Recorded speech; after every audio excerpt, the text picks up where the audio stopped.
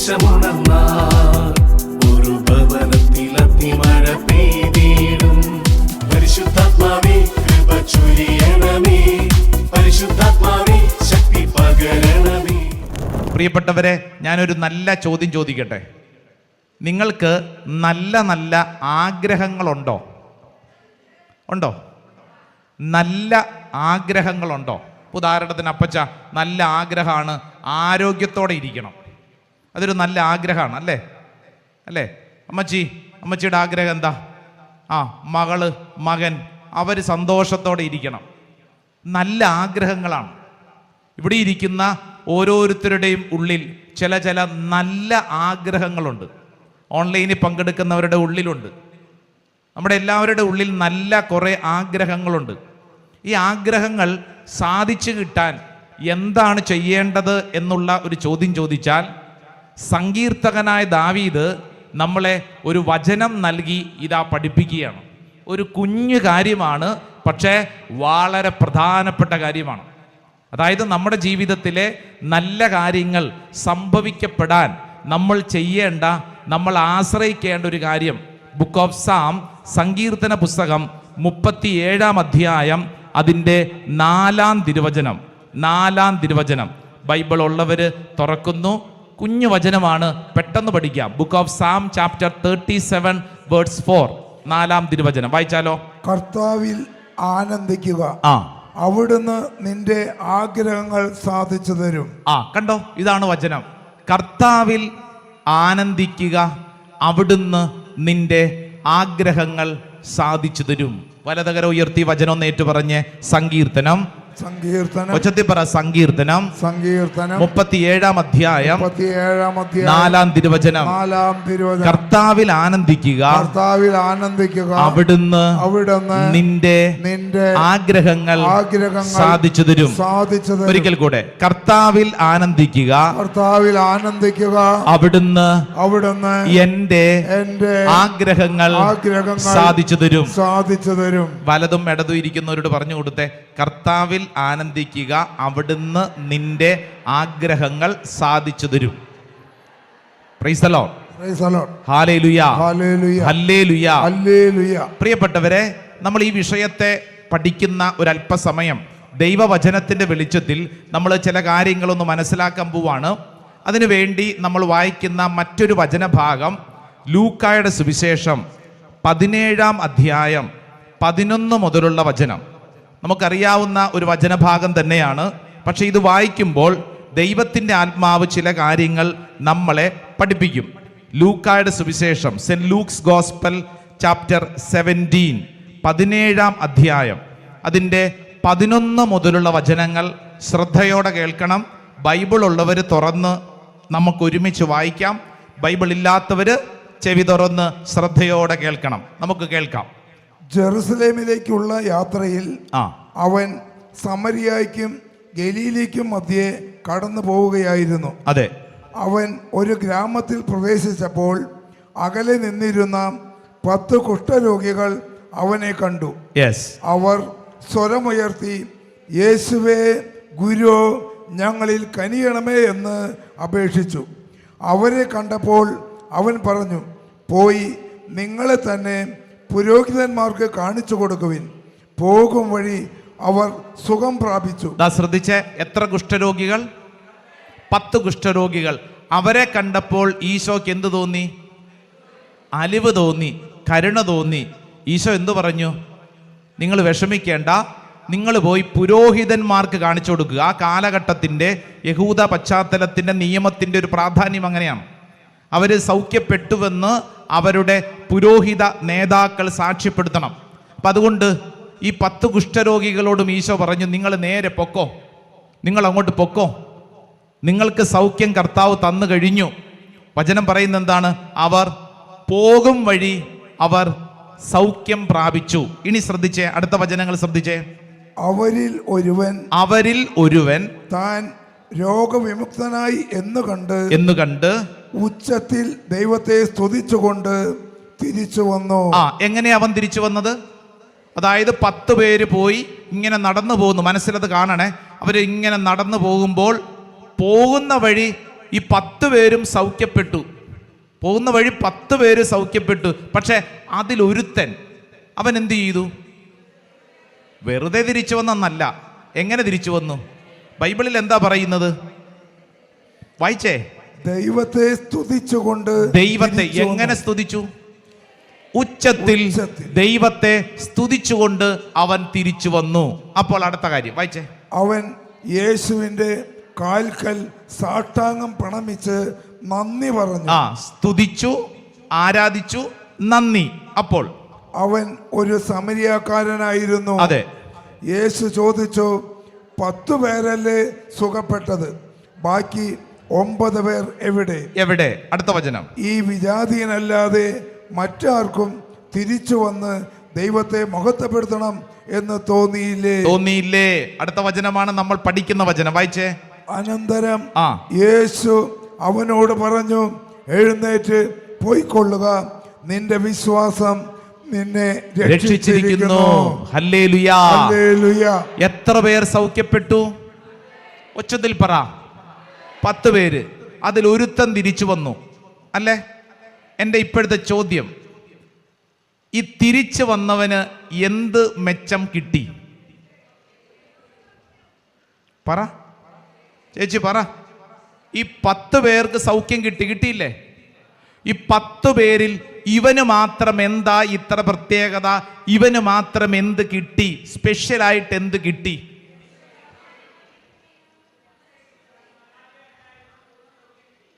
പൂർണ്ണ സൗഖ്യം കിട്ടി. കറക്റ്റ്. അപ്പൊ ബാക്കിയുള്ളവർക്ക് സൗഖ്യം കിട്ടിയില്ലേ? അല്ല, അവർക്ക് കിട്ടാത്തത് എന്തോ ഒന്ന് ഇവന് കിട്ടിയെന്ന്. അതെന്നതാ? അതെന്താ? രക്ഷ. പറഞ്ഞേ, ഒച്ചത്തിൽ പറഞ്ഞേ. 9 പേർക്ക് എന്ത് കിട്ടി? പറയൂ. ഒരുത്തൻ എന്ത് കിട്ടി? സൗഖ്യമാണോ രക്ഷയാണോ വലുത്? അതെന്താ അങ്ങനെ? സൗഖ്യം വേണ്ടേ? സൗഖ്യമാണോ രക്ഷയാണോ വലുത്? കാരണം പറ. കാരണം രക്ഷ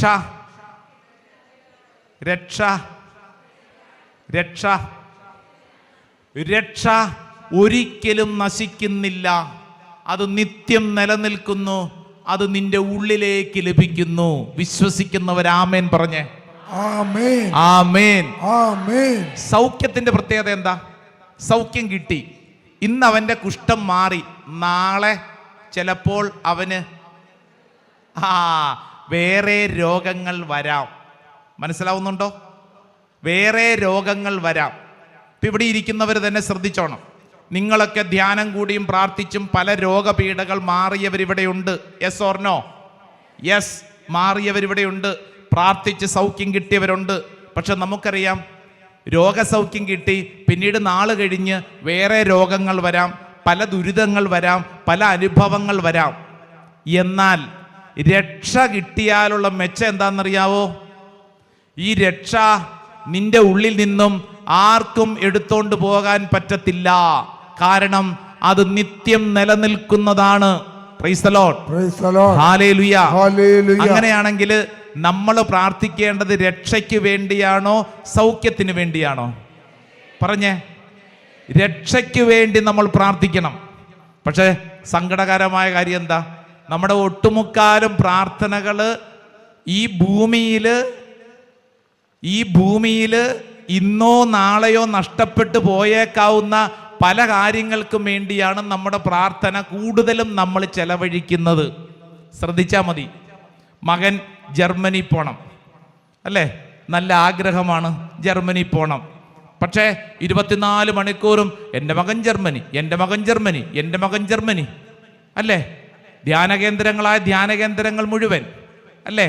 അന്തോനിസ് പുണ്യവാളം കഴിഞ്ഞിട്ട് യൂദാത്തദേവൂസ് അല്ലേ? എന്താ പറഞ്ഞുകൊണ്ടിരിക്കുന്നത്? എൻ്റെ മകൻ ജർമ്മനി.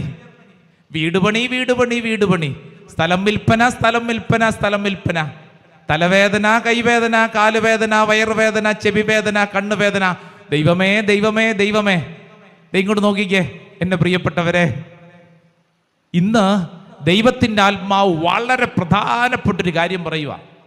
നീ രക്ഷയ്ക്ക് വേണ്ടി ആഗ്രഹിച്ച് രക്ഷ കിട്ടിയാലുണ്ടല്ലോ, ബാക്കിയെല്ലാം അതിൻ്റെ കൂടെ വന്നോളും. Price the Lord. ഹല്ലേലൂയ. രക്ഷയ്ക്ക് വേണ്ടി ആഗ്രഹിച്ച് രക്ഷ കിട്ടിക്കഴിഞ്ഞാൽ സൗഖ്യം, ജർമ്മനി, വിസ, വീടുപണി, സ്ഥലം വിൽപ്പന എല്ലാം നടന്നോളും. അപ്പൊ പ്രയോറിറ്റി നമ്മൾ ചിന്തിക്കണം. പ്രാധാന്യം എന്തിനുള്ളതാ? പറയൂ. രക്ഷ. രക്ഷ അതാണ് പ്രധാനപ്പെട്ടത്. കാരണം ഈ രക്ഷ അനുഭവിക്കുന്ന ഒരു വ്യക്തിക്ക് ജീവിതത്തിൽ പിന്നീട് ഭാരപ്പെട്ട് ജീവിക്കേണ്ടി വരികയില്ല.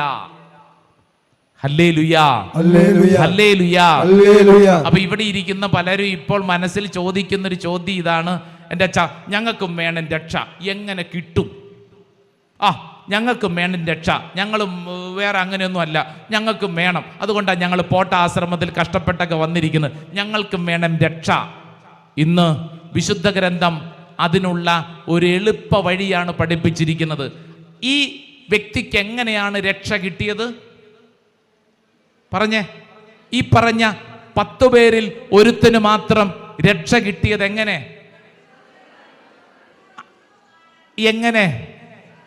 അവന്റെ തിരിച്ചുവരവ് എങ്ങനെ? പറ. അവന്റെ തിരിച്ചുവരവ് എങ്ങനെ? കൃത്യം വ്യക്തമായിട്ട് പറ, വെറുതെ പറയല്ലേ. അവൻ തിരിച്ചു വന്നത് ഉച്ചത്തിൽ ദൈവത്തെ സ്തുതിച്ചുകൊണ്ട് അവൻ തിരിച്ചു വന്നു. എന്നിട്ട് എന്ത് ചെയ്തു? 2 കാര്യങ്ങളും കൂടെ ഉണ്ട്. അവൻ യേശുവിൻ്റെ കാൽപാദത്തിൽ വീണു എന്ന് പറഞ്ഞാൽ ആരാധിച്ചിട്ട് അടുത്തൊരു കാര്യം കൂടെ ഉണ്ട്, നന്ദി പറഞ്ഞു. സ്തുതി, ആരാധന, നന്ദി. പറഞ്ഞേ. സ്തുതി, ആരാധന, നന്ദി. Hallelujah, hallelujah. പ്രിയപ്പെട്ടവർ, ഇത് വളരെ പ്രധാനപ്പെട്ട കാര്യമാണ്. സ്തുതി, ആരാധന, നന്ദി എന്ന് പറഞ്ഞാൽ ദൈവത്തിൽ സമ്പൂർണമായി ആശ്രയിക്കുന്ന അവസ്ഥ. അതുകൊണ്ടാണ് സങ്കീർത്തകൻ നമ്മളെ കൃത്യമായിട്ട് പഠിപ്പിച്ചത്. സങ്കീർത്തനം 37:4 എന്താ പറഞ്ഞത്? കർത്താവിൽ ആനന്ദിക്കുക, അവിടുന്ന് നിന്റെ ആഗ്രഹങ്ങൾ സാധിച്ചു തരും. ആനന്ദിക്കുക എന്ന് പറഞ്ഞാൽ സ്തുതി, ആരാധന, നന്ദി.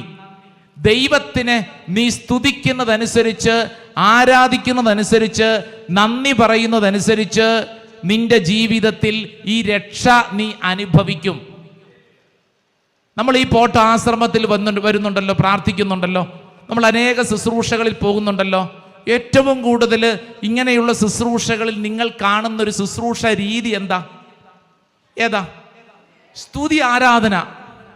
നിങ്ങൾ ഏത് ശുശ്രൂഷയ്ക്ക് പോയാലും അവിടെ ശുശ്രൂഷകർ ചെയ്യുന്ന പരിപാടി എന്താ? കരങ്ങൾ ഉയർത്തി യേശുവേ എന്ന് വിളിച്ചോളാൻ പറയും, ഹല്ലേലൂയ പറയാൻ പറയും, കൈയടിച്ച് പാട്ട് പാടാൻ പറയും. അതെന്തിനാ? ഈ രക്ഷ അനുഭവിക്കുന്ന ഒരു എളുപ്പ വഴി ശുശ്രൂഷ വഴിയിൽ നമുക്ക് വേണ്ടി കാണിച്ചു തരുവാണ്.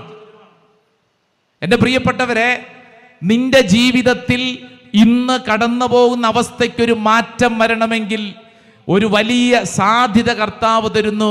നീ നിന്റെ ജീവിതത്തെ ഒരു സ്തുതിയായും ആരാധനയായും നന്ദിയായും അർപ്പിച്ചാൽ അന്തരീക്ഷം മാറും. വിശ്വസിക്കുന്നവര് നല്ലൊരു കയ്യടി പരിശുദ്ധാത്മാവിന് കൊടുത്തേ, കരങ്ങൾ ഉയർത്തി കൈയടിച്ചേ. Hallelujah, hallelujah. പ്രിയപ്പെട്ടവരെ, ഇത് നമ്മൾ പഠിക്കണം. ഇവിടെ ഇരിക്കുമ്പോൾ നിങ്ങളുടെ എല്ലാവരുടെ ഉള്ളില് പലതരത്തിലുള്ള പ്രശ്നങ്ങളും ഭാരങ്ങളും ഉണ്ട്, ഇല്ലേ? അത് ഓർത്തോണ്ടിരിക്കുക. ഇങ്ങനെ ഓർത്തോണ്ടിരുന്നു കഴിഞ്ഞാൽ നിങ്ങളുടെ പ്രശ്നങ്ങൾക്ക് ഉത്തരം കിട്ടുമോ? ഇല്ല. പുറപ്പാട് പുസ്തകം 15-ാം അധ്യായം 24-ാം തിരുവചനം പഠിക്കാൻ പറ്റിയൊരു വചനഭാഗമാണ്. നമ്മുടെയൊക്കെ ഒരു സ്വഭാവമാണ് അതിൽ എഴുതിയിരിക്കുന്നത്. കേട്ടോണേ. പുറപ്പാട് പുസ്തകം 15-ാം അധ്യായം 24-ാം തിരുവചനം വായിക്കാം. ജനം മോശയ്ക്കെതിരെ പിറുപിറുത്തു. നമ്മുടെ സ്വഭാവം എന്ന് പറഞ്ഞ ഇതാ. ഏത്? ജനം മോശയ്ക്കെതിരെ പിറുപിറുത്തു. അവരുടെ പ്രശ്നം എന്താണെന്നറിയോ? കുടിക്കാൻ വെള്ളമില്ല. വെള്ളമുണ്ട്, പക്ഷേ വെള്ളം കയ്പ് നിറഞ്ഞ വെള്ളമാണ്. ജനം മോശയ്ക്കെതിരെ പിറുപിറുത്തു. ഞങ്ങൾ എന്ത് കുടിക്കും? ഞങ്ങൾ എന്ത് കുടിക്കും? ഇതാണ് അവരുടെ ചോദ്യം. ഞങ്ങൾ എന്ത് കുടിക്കും? അടുത്തുള്ള ആളോട് ചോദിച്ചേ, ഞങ്ങൾ എന്ത് കുടിക്കും? ചോദിക്കുന്നു. അടുത്തുള്ള ആളോട് ചോദിക്കും, ഞങ്ങൾ എന്ത് കുടിക്കും? നമ്മുടെ മിക്കവാറും ഉള്ള പ്രശ്നത്തിന്റെ റൂട്ട് കിടക്കുന്ന എവിടെയാ? ഞങ്ങൾ എന്ത് തിന്നും, ഞങ്ങൾ എന്ത് കുടിക്കും, അല്ലേ? ഇതാണ് നമ്മുടെ മിക്കവാറും ഉള്ള ചോദ്യം. ദേ, നമ്മൾ മാത്രമല്ലെന്ന്, ഇസ്രായേൽക്കാരുടെ മെയിൻ പരിപാടി ഇതായിരുന്നു. ഇവരെപ്പോഴും മോശയോടും അഹറോനോടും ചോദിച്ചുകൊണ്ടിരുന്ന ചോദ്യം ഈ കൊള്ള ഇതെങ്ങോട്ടാ പോണേ, ഞങ്ങൾ എന്നാ തിന്നും, ഞങ്ങൾ എന്ത് കുടിക്കും. അവര് പിറുപിറുത്തു. ശ്രദ്ധിച്ചേ, നിന്റെ ജീവിതത്തിൽ ഇതുപോലെ ഇഷ്ടം പോലെ കൈപ്പേറിയ അനുഭവങ്ങളുണ്ട്. കൈപ്പേറിയ അനുഭവങ്ങൾ നീ പിറുപിറുത്തുകൊണ്ടിരുന്നാൽ, പരാതി പറഞ്ഞുകൊണ്ടിരുന്നാൽ മാറുവോ? ഇല്ല. ഇപ്പൊ ഉദാഹരണത്തിന് ശ്രദ്ധിച്ചു കേട്ടോണം. ഭർത്താവ് മദ്യപാനി. ഇവിടെ കഴിഞ്ഞ ആഴ്ച ധ്യാനത്തിന് വന്ന ഒരു ചേച്ചി എൻ്റെ ആ ചേച്ചിയുടെ സങ്കടം പറയുവാണ്. അച്ഛാ, ഞാൻ മടുത്തു, ഇത് ഞാൻ എൻ്റെ കൂട്ടത്തിൽ ജീവിക്കാൻ എന്നെ പറ്റത്തില്ല, ഞാൻ മടുത്തു. ഈ ചേച്ചി പറഞ്ഞത് എൻ്റെ കൂട്ടത്തിലുള്ളവരൊക്കെ സന്തോഷത്തോടെ ജീവിക്കുന്നു. എന്ന് പറഞ്ഞു കഴിഞ്ഞാൽ ഈ സ്ത്രീയുടെ കൂടെ പഠിച്ചവരൊക്കെ സന്തോഷത്തോടെ ജീവിക്കുന്നു, ഞാൻ മാത്രം ഈ ആളുടെ അടിമ. എൻ്റെ അച്ഛാ, എന്തൊരു മദ്യപാനം! ഉപദേശിച്ച് മടുത്തു. എങ്ങനെ മടുത്തു? ഉപദേശിച്ച് ആരും മടുത്തു? ഉപദേശിച്ച ചേച്ചിയും മടുത്തു, കേട്ട ചേട്ടനും മടുത്തു, ഉപദേശിച്ച് മടുത്തു. അപ്പം ഞാൻ ചോദിച്ചു, ഇനി എന്താ പരിപാടി? അതിനല്ലേ ഇങ്ങോട്ട് വന്നത്, അച്ഛൻ പറ. ഞാൻ പറഞ്ഞു, ചേച്ചി ഒരു വഴിയുണ്ട്, ഈ ഭർത്താവിനെ ഓർത്ത് സ്തുതിക്കണം. ചേച്ചി എന്നോട് ചോദിച്ചു, എന്നെ കളിയാക്കുവാണ് അച്ഛൻ? മദ്യപാനിയായ എൻ്റെ ഭർത്താവിനെ ഓർത്ത് എന്നാ സ്തുതിക്കാനാ അച്ഛ? എനിക്ക് അയാളെ കാണുന്നത് ഇഷ്ടമല്ല, എനിക്കത് ഇഷ്ടമല്ല. ഞാൻ പ്രാർത്ഥിക്കാറൊന്നുമില്ല അച്ഛാ. കുറേ നാളൊക്കെ പ്രാർത്ഥിച്ചു, കുറേ നൊവേന നേർന്ന്, അതൊക്കെ ഇപ്പം ഞാൻ നിർത്തി. ഇനി ഞാൻ രക്ഷപ്പെടാൻ വല്ല കാര്യമുണ്ട് അച്ഛൻ പറ. ഞാൻ പറഞ്ഞു, ചേച്ചി എന്നാ ഉദ്ദേശിക്കണേ? ഭർത്താവിനെ വേണ്ടേ? വേണമെങ്കിൽ എന്തു ചെയ്യണം? നീ പരാതി പറഞ്ഞുകൊണ്ടിരുന്നു കഴിഞ്ഞാൽ ഭർത്താവ് മാറി വേറൊരു ഭർത്താവിനെ കിട്ടുമോ? ഇല്ല. സഹോദരിക്ക് ചെയ്യാവുന്ന കാര്യം, ഈ മദ്യപാനിയായിട്ടുള്ള ഭർത്താവിനെ ഓർത്ത് സ്തുതിച്ചാൽ അന്തരീക്ഷം മാറും. ചിലരിപ്പം നെറ്റി ചുളിയുന്നുണ്ട്. അതെങ്ങനെ അച്ഛാ? ഒന്ന് വായിച്ചേ, അടുത്ത വചനം ഒന്ന് വായിച്ചേ, 25-ാം വചനം വായിച്ചേ. ഞങ്ങൾ എന്തു കുടിക്കും? അടുത്ത വചനം. അവൻ കർത്താവിനെ വിളിച്ചപേക്ഷിച്ചു. അല്ല, അത് കൃത്യം ആരാന്നൊക്കെ പറ. വചനം വായിച്ചേ. അവിടുന്ന് അവരെ പരീക്ഷിച്ചു, അവിടുന്ന് അരുളി ചെയ്തു, നീ നിന്റെ ദൈവമായ കർത്താവിന്റെ സ്വരം. അത് കൃത്യമായിട്ട് വായിച്ചു ചേട്ടാ. 24-ാം വചനം തൊട്ട് വായിച്ചു. 24 ശ്രദ്ധിച്ചോ കേട്ടോ. 24-ാം വചനം. ജനം മോശയ്ക്കെതിരെ പിറുപിറുത്തു. ഞങ്ങൾ എന്തു കുടിക്കും? നെക്സ്റ്റ് സെന്റൻസ് കൃത്യമായിട്ട് വായിച്ചേ. അവൻ കർത്താവിനെ വിളിച്ചപേക്ഷിച്ചു. ആര്? മോശ. ആര് പറ? മോശ കർത്താവിനെ വിളിച്ചപേക്ഷിച്ചു. ഈ ജനം വന്ന് മോശയോട് പരാതി പറഞ്ഞപ്പോൾ മോശയും വേണമെങ്കിൽ, നമ്മുടെ സ്വഭാവം അങ്ങനെയാണല്ലോ, എന്ത് ചെയ്യും? നമ്മളും കൂടി പിറുപിറുക്കാൻ തുടങ്ങും, അല്ലേ? ഇപ്പം നിങ്ങളോട് ആരെങ്കിലും ഒരു സങ്കടം എന്ന് പറയുമ്പോൾ നിങ്ങൾ എന്ത് ചെയ്യും? നിങ്ങൾ നിങ്ങളുടെ സങ്കടവും കൂടെ ആളോട് പറഞ്ഞിട്ട് ആ ആളുടെ സങ്കടം വർദ്ധിപ്പിച്ചിട്ട് നിങ്ങൾ അങ്ങോട്ടും ഇങ്ങോട്ടും സങ്കടം പറഞ്ഞുകൊണ്ടിരുന്ന് പിരിഞ്ഞു പോകും. ഒരു കാര്യമില്ല. മോശ എന്ത് ചെയ്തു? മോശ ചെയ്ത പ്രവൃത്തിയാണ് നമ്മൾ ശ്രദ്ധിക്കേണ്ടത്. മോശ ഈ പരാതി പറഞ്ഞവരോട് കൂടെ നിൽക്കാതെ മറിച്ച് സ്വർഗത്തിലേക്ക് നോക്കി വിളിച്ച് പ്രാർത്ഥിച്ചെന്ന്. അപ്പോൾ എന്ത് സംഭവിച്ചു? തൊട്ടടുത്ത വചനം വായിച്ചേ. അവിടുന്ന് അവന് ഒരു തടിക്കഷണം കാണിച്ചു കൊടുത്തു. അത് വെള്ളത്തിലിട്ടപ്പോൾ വെള്ളം മധുരിച്ചു. ശ്രദ്ധിച്ചേ, അത് വെള്ളത്തിലിട്ടപ്പോൾ ആ വെള്ളം മധുരിച്ചു. ആ വെള്ളം ഇത്രയും നേരം എങ്ങനെയായിരുന്നു? കയ്പ് നിറഞ്ഞതായിരുന്നു. എന്തു ചെയ്തപ്പോഴാണ് ആ വെള്ളം മധുരിച്ചത്? തടിക്കഷണം വെള്ളത്തിലിട്ടു. തടിക്കഷണം അവിടെ നേരത്തെ കിടപ്പുണ്ടായിരുന്നു. എന്നാൽ ദൈവം മോശയോട് പറഞ്ഞ ആ കാര്യം, ഏത് കാര്യം? എടാ, ഈ തടിക്കഷണം എടുത്ത് വെള്ളത്തിലിടൂ. മോശ അത് ചെയ്യാൻ തയ്യാറായി. നമ്മളാണെങ്കിലോ? പിന്നെ തടിക്കഷണം ഇട്ടാൽ വെള്ളം മധുരിക്കുമോ? ഇന്ന് വരെ കണ്ടിട്ടുമില്ല, കേട്ടിട്ടുമില്ല. ദൈവമേ, വേറെ വല്ലതും പറയൂ, ഇച്ചിരിയുടെ കടുപ്പമുള്ളത് പറഞ്ഞാൽ ഞാൻ ചെയ്യാം. ഇതിപ്പോൾ എന്നാ പണിയാ? മോശ എന്ത് ചെയ്തു? ചോദ്യമൊന്നും ചോദിച്ചില്ല. ദൈവം പറഞ്ഞ കാര്യം അതേപടി ചെയ്തു. ആ തടിക്കഷണം എടുത്ത് വെള്ളത്തിലിട്ടു. ഉടനെ എന്ത് സംഭവിച്ചു? ആ വെള്ളം മധുരിച്ചു. ആ വെള്ളം മാറിപ്പോയി വേറെ വെള്ളം വന്നോ? ഇസ്രായേൽ ജനത്തെ അവിടുന്ന് കൊണ്ടുപോയി ഇസ്രായേൽ ജനത്തോട് പറഞ്ഞു, ഈ വെള്ളം കുടിക്കേണ്ട, അപ്പുറത്ത് വേറെ വെള്ളമുണ്ട്, അത് കുടിച്ചു. അങ്ങനെയാണോ? കയ്പ് നിറഞ്ഞ അതേ വെള്ളത്തെ ദൈവം മധുരമുള്ളതാക്കി മാറ്റി. Price the Lord. ഭർത്താവിനെ ഓർത്തുകൊണ്ട് വിഷമിച്ചു കൊണ്ടിരിക്കുന്ന ഭാര്യ ദൈവത്തെ സ്തുതിച്ച് പ്രാർത്ഥിച്ചാൽ ആ ഭർത്താവിനെ മാറ്റി പുതിയ ഭർത്താവിന് കിട്ടും. ആണോ? അല്ല, അല്ല.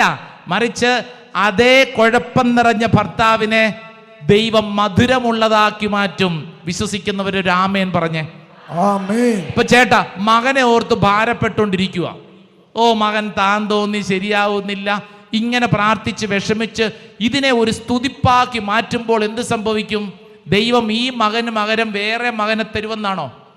അല്ല, അതേ മകനെ തന്നെ ദൈവം വിശുദ്ധീകരിക്കും. അല്ലാതെ നിനക്ക് പുതിയൊരു വീട് കിട്ടുമെന്നല്ല, ഒരു അന്തരീക്ഷം മാറും. ദൈവം അതേ സാഹചര്യത്തിൽ തന്നെ ദൈവം പ്രവർത്തിക്കും. വിശ്വസിക്കുന്നവര് വലതകര ഉയർത്തി പറഞ്ഞ ഹല്ലേലൂയ, ഹല്ലേലൂയ. നിങ്ങൾ എവിടെ പ്രാർത്ഥിക്കുന്നുവോ, ഏത് വിഷയത്തിന് വേണ്ടി പ്രാർത്ഥിക്കുന്നുവോ, അതേ സാഹചര്യത്തിൽ ഒരു മാറ്റം ഉണ്ടാവും, അന്തരീക്ഷത്തിൽ മാറ്റമുണ്ടാവും. അത്രയും നേരം പ്രതികൂലമായിരിക്കുന്ന സാഹചര്യത്തെ അനുകൂലമായ ഒരു സാഹചര്യമാക്കി ദൈവം മാറ്റും. അതാണ് സ്തുതി, ആരാധന, നന്ദി ഇവിടെ പ്രത്യേകത. ഒന്ന് കൈയടിച്ച് ഈശോയ്ക്ക് നന്ദി പറഞ്ഞേ. ഹല്ലേലൂയാ, ഹല്ലേലൂയാ, ഹല്ലേലൂയാ, ഹല്ലേലൂയാ. അപ്പസ്തോല പ്രവർത്തനം 16-ാം അധ്യായം 25-ഉം 26 വളരെ ഫെമിലിയർ ആയിട്ടുള്ള വചനഭാഗമാണ്. ഒന്ന് വായിച്ചേ. Book of Exodus chapter 16 verse 25 and 26. 25-26 അറിയാവുന്ന വചനം വായിച്ചോ. അർദ്ധരാത്രിയോടടുത്ത് പൗലോസും സീലാസും കീർത്തനം പാടി ദൈവത്തെ സ്തുതിക്കുകയായിരുന്നു. കണ്ടോ കണ്ടോ? എവിടെ എവിടെ എവിടെ? ജയിലിനുള്ളിൽ, സ്വാതന്ത്ര്യമില്ലാത്ത സ്ഥലത്ത് എത്ര പേര് സ്തുതിച്ചു? 2 പേര് സ്തുതിച്ചു. ഏത് സമയത്ത് സ്തുതിച്ചു? അർദ്ധരാത്രി എന്ന് പറഞ്ഞാൽ ഉറങ്ങേണ്ട സമയത്ത് ത്യാഗമെടുത്ത് പ്രാർത്ഥിച്ചു, അല്ലേ? നമ്മളെപ്പോലെ കറങ്ങുന്ന ഫാന്റെ ചുവട്ടിൽ ചാരി കിടന്നുകൊണ്ടാണോ സ്തുതിച്ചത്? അല്ലെന്ന്.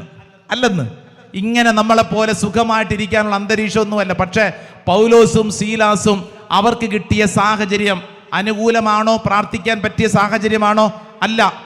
അല്ലെന്ന്. ജയിലിനുള്ളിലാണ്. അവരെങ്ങനെ പ്രാർത്ഥിച്ചു? ബൈബിൾ വചനം പറയുന്നു, കീർത്തനം പാടി എന്ന് പറഞ്ഞു കഴിഞ്ഞാൽ അവര് ദൈവത്തെ സ്തുതിച്ചു, പാട്ടുപാടി സ്തുതിച്ചു. അവർക്ക് പാട്ടുപാടി കൊടുക്കാൻ അവരുടെ കീബോർഡിസ്റ്റ് ഉണ്ടോ? അവിടെ കൊയർ മെമ്പേഴ്സ് ഉണ്ടോ? പോട്ടാശ്രമത്തിൽ ഗായക സംഘം ഉണ്ടോ? ഒന്നുമില്ല. പിന്നെ എന്ത് ചെയ്തു? അവരവരുടെ ജീവിത രീതിക്കനുസരിച്ച് അവരങ്ങോട്ട് സ്തുതിക്കാൻ തുടങ്ങി. 2 കൈയിലെയും ചങ്ങലകൾ കൂട്ടിയടിച്ച് അവർ പാട്ടുപാടി ഒച്ചയുണ്ടാക്കി ദൈവത്തെ മഹത്വപ്പെടുത്താൻ തുടങ്ങി. എൻ്റെ പ്രിയപ്പെട്ടവരെ, പ്രതികൂല സാഹചര്യങ്ങളുടെ മുമ്പിൽ ദൈവത്തെ സ്തുതിക്കാനും ആരാധിക്കാനും നന്ദി പറയാനും ആരംഭിക്കുമ്പോൾ നിന്റെ പ്രതികൂല സാഹചര്യം അനുകൂല സാഹചര്യമായിട്ട് മാറും. വിശ്വസിക്കുന്നവര് വലതുകരം ഉയർത്തി ഒച്ചത്തിൽ ഒരു ആമേൻ പറഞ്ഞേ. ആമേൻ, ആമേൻ, ആമേൻ. തൊട്ടടുത്ത വചനം ഒന്ന് വായിച്ചു കഴിഞ്ഞാൽ അത് എങ്ങനെയെന്ന് മനസ്സിലാകും. ഒന്ന് വായിച്ച് 26-ാം വചനം. തടവുകാർ അത് കേട്ടുകൊണ്ടിരുന്നു. പെട്ടെന്ന് വലിയൊരു ഭൂകമ്പം ഉണ്ടായി. കണ്ടോ? ശ്രദ്ധിച്ചോണേ. സാഹചര്യം മാറാൻ തുടങ്ങി, അന്തരീക്ഷത്തിൽ മാറ്റം. കാരാഗൃഹത്തിന്റെ അടിത്തറ കുലുങ്ങി. എല്ലാ വാതിലുകളും തുറക്കപ്പെട്ടു. എല്ലാവരുടെയും ചങ്ങലകൾ അഴിഞ്ഞു വീണു. എത്ര പേര് പ്രാർത്ഥിച്ചു? 2 പേര്. 2 പേർക്ക് രക്ഷപ്പെടണമെങ്കിൽ എത്ര വാതിൽ തുറന്നു കിട്ടണം? ഒരെണ്ണം പോരെ. പക്ഷെ ബൈബിള് പറയുന്നു എല്ലാ വാതിലുകളും തുറക്കപ്പെട്ടു, എല്ലാവരുടെയും ചങ്ങലകൾ അഴിഞ്ഞു വീണു. Price the Lord, hallelujah. എന്ത് മനസ്സിലായി? എന്റെ പൊന്നു ചേച്ചി ഇവിടെ വന്നിരുന്ന് ദൈവത്തെ സ്തുതിക്കുമ്പോൾ ചേച്ചിയുടെ പ്രാർത്ഥന കൊണ്ട് ചേച്ചിയുടെ വീട്ടിലുള്ള വർഷങ്ങളായിട്ടുള്ള ഇരുട്ട് മാറും. അതാണ് അതിന്റെ അഭിഷേകം. ഈ വ്യക്തിയുടെ, നിങ്ങളുടെ ഒരൊറ്റ വ്യക്തിയുടെ പ്രാർത്ഥന കൊണ്ട് നാളുകളായിട്ടുള്ള ഇരുട്ടിൽ പരിശുദ്ധാത്മാവ് പ്രകാശം തരും. നമ്മുടെയൊക്കെ കുടുംബത്തിലെ ചില കെട്ടുകൾ, ചങ്ങലകൾ, അടഞ്ഞു കിടക്കുന്ന വാതിലുകളുണ്ട്. എന്നാൽ നിന്റെ പ്രാർത്ഥനയിലൂടെ ആ മേഖലയിൽ ഒരു അഭിഷേകം തെളിയും. Price the Lord. ഹല്ലേലൂയ. അതിനാണ് നിന്നെ ഇന്ന് ഈ പോട്ടാശ്രമത്തിൽ കൊണ്ട് ഇരുത്തിയിരിക്കുന്നത്. മനസ്സിലായോ? അപ്പൊ ഇവിടെ ഇരിക്കുമ്പോൾ ചിലർ ചിന്തിക്കും, എൻ്റെ വീട്ടിലുള്ളവരൊന്നും വന്നിട്ടില്ല, ഞാൻ മാത്രമേ വന്നിട്ടുള്ളൂ. മതി, നിന്നെ എന്തിനാ കർത്താവ് ഇവിടെ കൊണ്ടുവന്നത്? നിന്നിലൂടെയാണ് നിന്റെ വീട് രക്ഷപ്പെടാൻ ദൈവം ആഗ്രഹിക്കുന്നത്. അടുത്തിരിക്കുന്ന ആളോട് പറഞ്ഞു കൊടുത്തേ, നിന്നിലൂടെയാണ് നിന്റെ വീട് രക്ഷപ്പെടാൻ ദൈവം ആഗ്രഹിക്കുന്നത്. പറഞ്ഞു കൊടുക്കുക. അതിന് മനസ്സിലായില്ല, ഒന്നും കൂടെ പറഞ്ഞു കൊടുക്കുക. ഓൺലൈനൊക്കെ ഉള്ളവർ അടുത്തിരിക്കുന്നവരോട് പറയൂ, നിന്നിലൂടെയാണ് നിന്റെ വീട് രക്ഷപ്പെടാൻ ആഗ്രഹിക്കണമെന്ന്. നിന്റെ പ്രാർത്ഥനയിലൂടെയാണ് ദൈവം നിന്നിൽ ഇടപെടാൻ ആഗ്രഹിക്കുന്നത്. Hallelujah, hallelujah, hallelujah, hallelujah. ഇപ്പോൾ നീ ശുശ്രൂഷയിൽ പങ്കെടുക്കുന്നെങ്കിൽ അതിന്റെ അർത്ഥം പരിശുദ്ധാത്മാവിന് നിന്നോട് എന്തോ സംസാരിക്കാനുണ്ട്, പരിശുദ്ധാത്മാവിന് നിന്റെ മേൽ പ്രവർത്തിക്കാനുണ്ട്. അതുകൊണ്ടാണ് നീ ശുശ്രൂഷയിൽ പങ്കെടുക്കുന്നത്. നീ ആഗ്രഹിച്ച് പ്രാർത്ഥിച്ചോളൂ, നീ വിഷമിക്കേണ്ടെന്ന്. പ്രാർത്ഥിച്ചുകൊണ്ടിരിക്കുന്ന ഒരു അമ്മ, വിദേശത്തുള്ള മകൻ ഒരു അപകടത്തിൽപ്പെട്ട് അവിടെ ആശുപത്രിയിൽ കിടക്കുന്നു. ഈ അമ്മ സങ്കടത്തോടെ ഇവിടെ ഇരുന്ന് പ്രാർത്ഥിക്കുന്നു. എൻ്റെ അമ്മയുടെ പ്രാർത്ഥന മകന്റെ മേലുള്ള ഒരു സൗഖ്യമാണ്. ഈ കൂടാരത്തിൽ ഇരുന്നു കൊണ്ട് പരിശുദ്ധാത്മാവെന്ന് വിളിക്കുമ്പോൾ ദൂരെയുള്ള മകനിലേക്ക് അഭിഷേകം ഒഴുകപ്പെടും. അതാണ് അഭിഷേകം. വിശ്വസിച്ച് പ്രാർത്ഥിക്കൂ. കല്യാണം കഴിഞ്ഞിട്ട് മകൾക്കൊരു കുഞ്ഞില്ല എന്നുള്ള ദുഃഖവുമായിട്ട് മറ്റൊരമ്മ സങ്കടത്തോടെ പ്രാർത്ഥിക്കുന്നുണ്ടല്ലോ. വർഷങ്ങളേറെ കഴിഞ്ഞു, മകളെക്കുറിച്ചും മകളുടെ ഭർത്താവിനെ കുറിച്ചും വലിയ ഭാരം. എന്താ ഞങ്ങളുടെ കുടുംബത്തിൽ ഇങ്ങനെ? നീ വിഷമിക്കേണ്ടെന്ന്. പരിശുദ്ധാത്മാവ് പ്രവർത്തിക്കുന്നിടത്ത് അത്ഭുതങ്ങൾ ഒഴുകും. ലൂക്കാസ് വിശേഷം 1:35, പരിശുദ്ധാത്മാവ് നിന്റെ മേൽ വരും, അത്യുന്നതന്റെ ശക്തി നിന്റെ മേൽ ആവസിക്കും. പ്രാർത്ഥിക്കുന്ന ഓരോ വ്യക്തിയിലും അത് സംഭവിക്കും. അസാധ്യമായ കാര്യങ്ങൾ കർത്താവ് നിനക്ക് സാധിച്ചു തരും. നീ വിശ്വസിച്ച് പ്രാർത്ഥിക്കൂ. നമ്മൾ ഇങ്ങനെ പ്രാർത്ഥിച്ചുകൊണ്ടിരിക്കുന്ന സമയത്ത് കർത്താവ് ഓരോരുത്തർക്കും, ഓൺലൈനിൽ പങ്കെടുക്കുന്നവരുൾപ്പെടെ ശ്രദ്ധിച്ചോളൂ, പ്രാർത്ഥിക്കുന്ന ഓരോ വ്യക്തിയുടെ മേലും പരിശുദ്ധാത്മാവ് സംസാരിക്കുന്നു. കൃത്യം വ്യക്തമായിട്ട് ചിലരോട് ചില കാര്യങ്ങൾ ചെവിയിൽ പറഞ്ഞു കൊടുക്കുന്നു. പരിശുദ്ധാത്മാവ് നിന്നിൽ ഇടപെടുന്നു.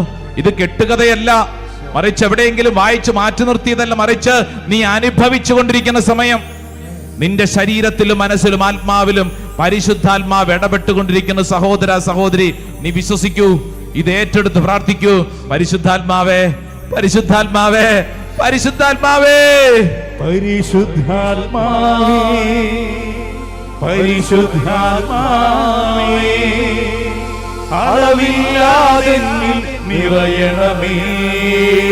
പരിശുദ്ധാത്മാവേ, പരിശുദ്ധാത്മാവേ, പരിശുദ്ധാത്മാവേ, അളവില്ലാതെ നിറയണമേ. പ്രാർത്ഥിക്കുന്ന ഓരോ വ്യക്തിയിലേക്കും അഭിഷേകത്തിന്റെ ആത്മാവ് എല്ലാ തടസ്സങ്ങളും പരിശുദ്ധാത്മാവ് എടുത്തു മാറ്റട്ടെ. ഒരു പുതിയ അഭിഷേകത്തിലേക്ക് പരിശുദ്ധാത്മാവ് നയിക്കട്ടെ. പ്രാർത്ഥിക്കുന്ന ഓരോ വ്യക്തികൾക്കും വേണ്ടി ഈ നിമിഷം പരിശുദ്ധാത്മാവിന്റെ ജ്വലനം, അപ്പസ്തോല പ്രവർത്തനം 2-ാം അധ്യായം മുതലുള്ള വചനത്തിന്റെ ശക്തി പ്രാർത്ഥിക്കുന്ന ഓരോ വ്യക്തിയിലോട്ട് കടന്നു വരട്ടെ. പുതിയൊരു അഭിഷേകത്തിന്റെ ശക്തി നിന്നിലേക്ക് ഒഴുകുന്നു. തടസ്സങ്ങൾ കർത്താവെടുത്ത് മാറ്റുന്നു. വചനത്തിന്റെ അഭിഷേകം തുറക്കപ്പെടുന്നു. ഹൃദയത്തിന്റെ ഭാരം കർത്താവ് മാറ്റുന്നു. ഹൃദയം തുറന്ന് വചനം കേൾക്കാൻ കർത്താവ് ചിലർക്ക് ശക്തിയും ബലവും നൽകുന്നു. ചിലരുടെ ഉള്ളിലുള്ള സങ്കടം, എനിക്ക് മാത്രം എന്താണ് ഇങ്ങനെ ഭാരപ്പെടുന്ന ചിലരോട് പരിശുദ്ധാത്മാവ് പറയുന്നു, നീ വിഷമിക്കേണ്ട, പരിശുദ്ധാത്മാവ് നിന്നിൽ ഇടപെടും. അത്ഭുതകരമായിട്ട് പരിശുദ്ധാത്മാവ് നിന്നിൽ ഇടപെടും. ഓ അമ്മേ, മാതാവേ, ഞങ്ങൾക്ക് വേണ്ടി മധ്യസ്ഥം വഹിക്കണമേ.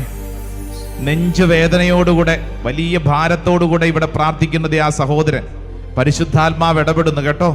സഹോദര, വിശ്വസിച്ചോ, നിന്റെ ശ്വാസ നിശ്വാസങ്ങളിൽ പരിശുദ്ധാത്മാവിന്റെ ശക്തി. Yes, believe and claim the mighty power Holy Spirit upon my body. യേശുവിന്റെ ശക്തി, പരിശുദ്ധാത്മാവ് നിന്റെ ശരീരത്തിൽ വെളിപ്പെടുന്ന സമയം വിശ്വസിച്ചോളൂ. ഭാരപ്പെടണ്ട. അടിക്കടി കുടുംബത്തിൽ ചില അപകടങ്ങളും ചില തടസ്സങ്ങളും അനുഭവിക്കുന്നതിന്റെ പേരിൽ ഒരു കുടുംബം ഇവിടെ ഇന്ന് പ്രാർത്ഥിക്കാൻ വന്നിട്ടുണ്ടല്ലോ. അവരുടെ സങ്കടം എന്താ? ഞങ്ങൾക്കെതിരെ ആരെങ്കിലും കൂടോത്രമോ മന്ത്രവാദമോ എന്തെങ്കിലും ചെയ്തിട്ടുണ്ടോ? നീ അതിനെ ഓർത്തുകൊണ്ടിരുന്നു കഴിഞ്ഞാൽ നിനക്കതിനെ സമയമുള്ളൂ. നീ പ്രാർത്ഥിക്കേണ്ടത് പരിശുദ്ധാത്മാവിൽ ശക്തി പ്രാപിക്കാൻ. എത്ര വലിയ തിന്മയുടെ കെട്ടുകളാണെങ്കിലും ആ കെട്ടഴിയും. നീ പരിശുദ്ധാത്മാവിനെ വിളിച്ച് പ്രാർത്ഥിച്ചാൽ ദൈവത്തിന്റെ ശക്തി ഉയരുന്നതനുസരിച്ച് തിന്മയുടെ അന്ധകാരത്തിന്റെ ഇരുട്ടിന്റെ കെട്ടുകൾ എഴിയും. നീ വിശ്വസിച്ച് പ്രാർത്ഥിച്ചോളൂ. പരിശുദ്ധാത്മാവ് പരിശുദ്ധ അമ്മയിൽ നിറഞ്ഞു നിന്നിരുന്ന അതേ പരിശുദ്ധാത്മാവ് എന്നിലും നിറയട്ടെ. ആഗ്രഹിച്ച് ചേർന്ന് പ്രാർത്ഥിക്കുന്നു. നന്മ നിറഞ്ഞ മറിയമേ സ്വസ്തി, കർത്താവ് അങ്ങയുടെ കൂടെ സ്ത്രീകളിൽ അനുഗ്രഹിക്കപ്പെട്ടവളാകുന്നു. അങ്ങയുടെ ഉദരത്തിൻ ഫലമായി ഈശോ അനുഗ്രഹിക്കപ്പെട്ടവനാകുന്നു. പരിശുദ്ധ മറിയമേ തമ്പുരാന്റെ അമ്മേ, പാപികളായ ഞങ്ങൾക്ക് വേണ്ടി ഇപ്പോഴും ഞങ്ങളുടെ മരണസമയത്തും തമ്പുരാനോട് അപേക്ഷിക്കണമേ. ആമേൻ.